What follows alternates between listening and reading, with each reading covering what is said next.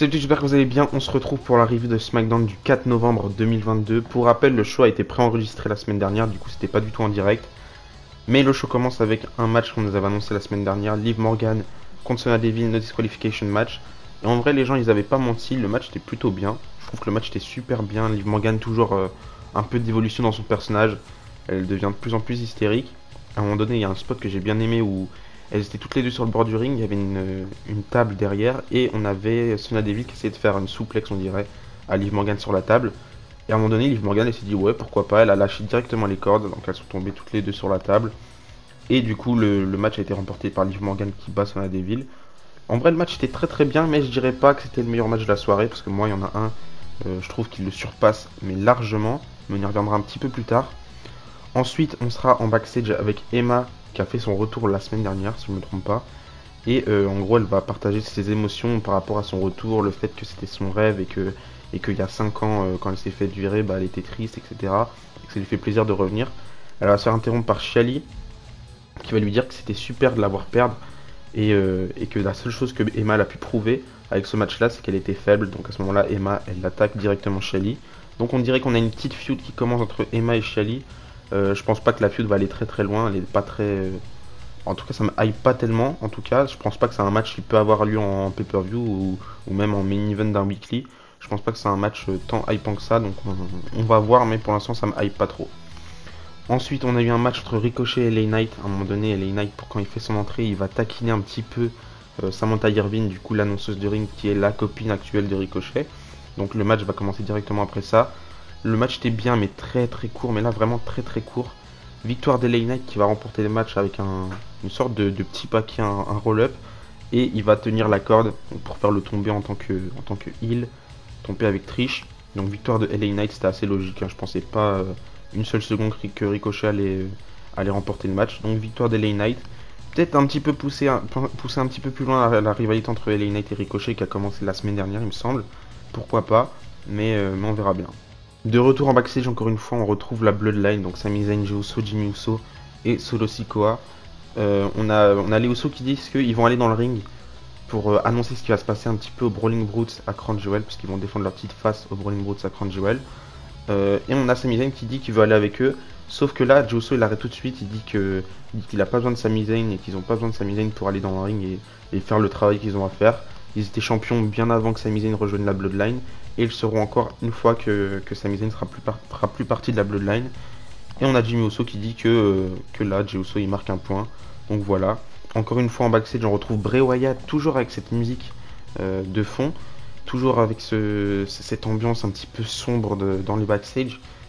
Il veut nous raconter quelque chose, mais à ce moment-là, on a comme un officier de la WWE qui interrompt un petit peu Bray Wyatt. Donc là, Bray Wyatt il commence à péter un petit câble. Il va voir l'officiel. Il lui dit je sais que tu fais ton job, mais là il commence à devenir complètement hystérique. Il va même menacer un petit peu l'officiel. C'était vraiment un bon segment parce que Bray Wyatt c'est un génie dans ce qu'il fait, mais assez intriguant et assez je sais pas trop vers où on se dirige. Donc j'ai hâte de voir Crown Jewel. C'est dans quoi? C'est dans 2 heures, 1 heure et demie. J'ai hâte de voir le show pour voir ce que Bray Wyatt va dire parce qu'il sera présent. On a annoncé ça la semaine dernière. Non, c'était cette semaine à Raw. On nous avait annoncé que Bray Wyatt sera à Crown Jewel pour nous dire quelque chose, je sais pas. Mais j'ai hâte de voir la finalité de tout ça et de tout ce qu'on nous raconte avec Bray Wyatt. Parce que c'est vrai que si on continue tout le temps sur de l'intrigue, de l'intrigue, de l'intrigue, de l'intrigue, et que ça mène à rien, moi personnellement c'est pas ce que je préfère. J'aime bien quand il y a de l'intrigue, mais il faut que ça dure le temps que ça doit durer, et pas plus ni moins. Et là j'ai l'impression que pour l'instant on est que sur de l'intrigue et il y a pas de finalité à tout ça. On sait pas quand Bray Wyatt reviendra sur le ring, on sait pas avec quel personnage il reviendra sur le ring.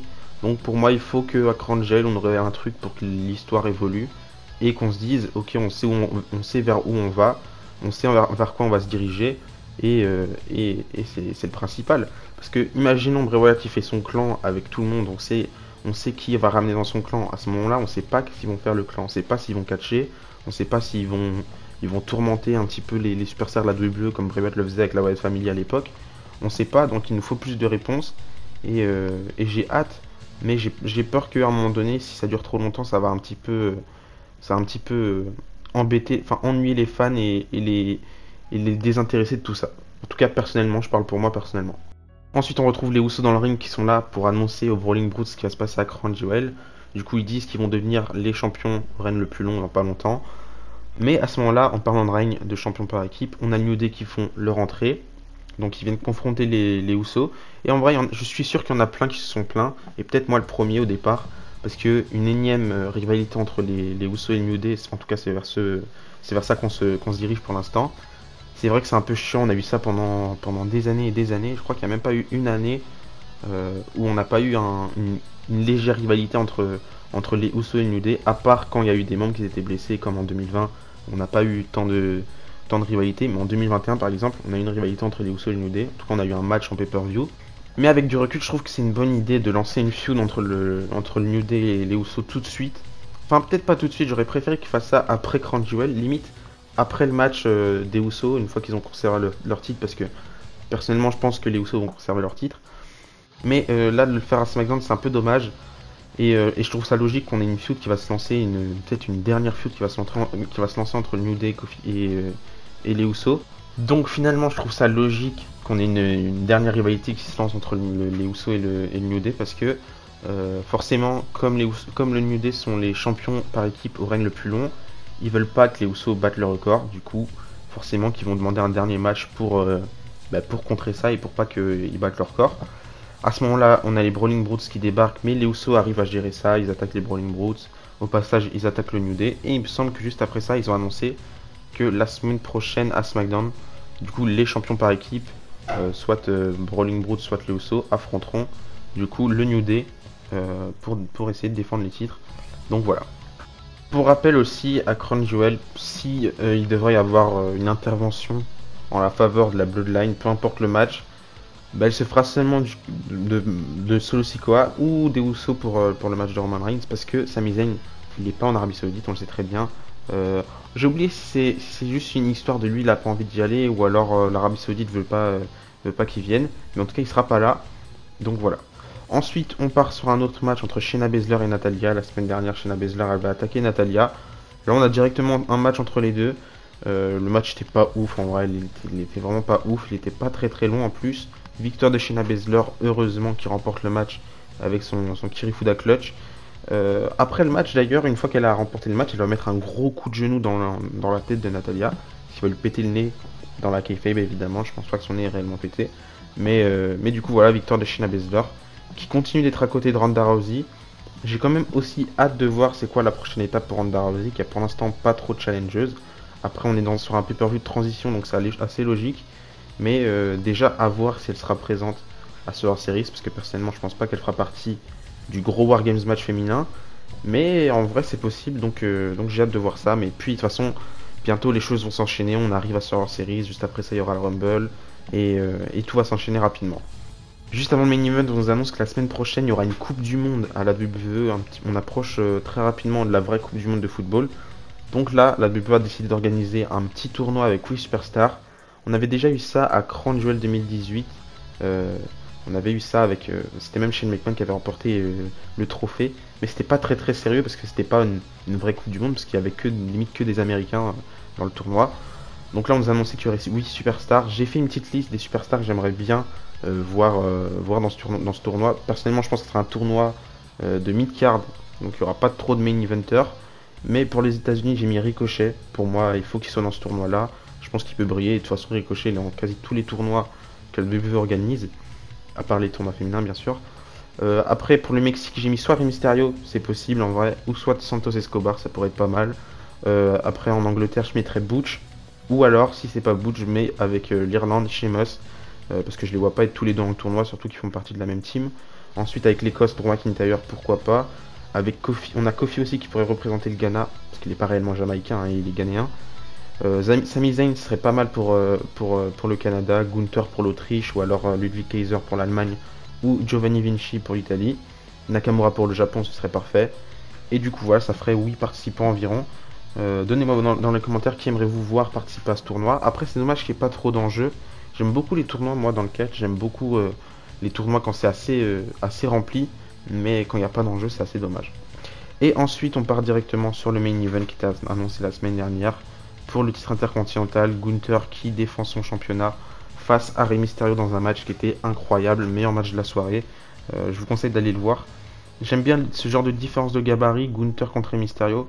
Et avec Gunther, ça fonctionne toujours. On se rappelle des matchs de Gunther contre Ilja Dragunov, contre Jordan Devlin à l'époque, contre Tyler Bate aussi, contre Pete Dunne aussi. Et Gunther, il fait que des matchs incroyables avec des grosses différences de gabarit. Et Gunther, pour l'instant, il a un règne incroyable. Il y a eu plusieurs spots que j'ai bien aimé pendant ce match-là. À un moment donné, on a Rey Mysterio qui était parti pour lancer son Hurricane Rana de la troisième corde, enfin de la deuxième corde en gros, sur Gunther. Sauf qu'à ce moment-là, Gunther, il veut faire son powerbomb, mais Rey Mysterio le recontre en Hurricane Rana. Enfin bref, il y a eu tellement de contres. À un moment donné, Gunther qui fait son powerbomb, mais Rey Mysterio, il se dégage à la dernière seconde. Puis à la fin, on a Rey Mysterio qui se lance pour faire son 619. Sauf que là, Gunther, il perd pas de temps. Il met un gros coup de pied dans la tête de Rey Mysterio et il remporte le match avec une grosse lariat, comme à Clash of the Castle face à Sheamus. Donc Gunther qui conserve son titre intercontinental, il a un règne incroyable pour l'instant. J'ai hâte de voir vers où ça va le mener tout ça. Peut-être vers une victoire au Royal Rumble, pourquoi pas. Moi j'aimerais bien voir Gunther remporter le Royal Rumble et se diriger vers le main event de WrestleMania. Ce serait sympa. Mais peut-être pas pour cette année, peut-être pas tout de suite. D'ailleurs on s'approchera très rapidement du Rumble. J'ai hâte de faire mes pronostics pour le Rumble. On n'y est pas tout de suite. Mais du coup voilà, c'est la fin de cette review. J'espère qu'elle vous a plu. Je trouve que l'épisode de SmackDown c'était un bon épisode, mieux que la semaine dernière. C'est bizarre aussi quand on passe d'un Raw de 3 heures avec beaucoup de contenu à un SmackDown de 2 heures avec un peu moins de contenu. On a toujours pas l'impression que ça fait vide alors qu'au final 2 heures c'est déjà énorme pour un weekly. Et il y a déjà largement assez pour construire un pay-per-view. Mais du coup voilà. Ce soir dans 1 heure du coup parce qu'il est déjà 16 h, on a Crunchyroll. J'ai hâte de voir ça, je vous ferai une petite review, normalement elle sortira soit dimanche ou soit lundi, je sais pas trop. Et du coup voilà, d'ici là je vous dis à la prochaine et n'oubliez pas tant que du catch et espoir. Bisous bisous.